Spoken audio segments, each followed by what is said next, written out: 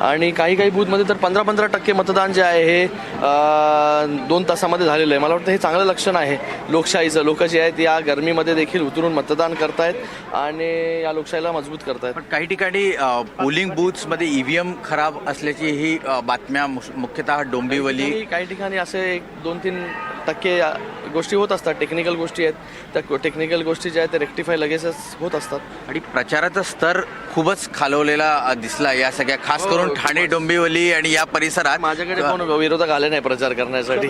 मला वाटतं प्रचाराचा स्तर जो आहे तो नक्कीच महाराष्ट्रामध्ये घसरलेला आहे.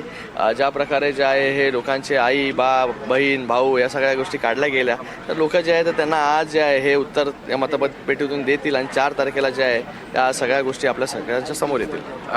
आपण बघू शकता की श्रीकांत शिंदे ज्यांचं म्हणणं आहे की मुख्यतः चांगल्या पद्धतीनं मतदान जो आहे तो या संपूर्ण परिसरात पार पडतो आहे. अनेक ठिकाणी मोठ्या रांगा लागलेल्या आहेत आणि 4 जून नंतर हे सगळं स्पष्ट होईल. मात्र ते कॉन्फिडन्स दिसत आहेत की शिवसेनेला हा बालेकिल्ला राहिलेला ठाणे आणि संपूर्ण MMR रिजन परिसर, त्यामुळे इथे शिवसेनेला जास्तीत जास्त यश मिळेल.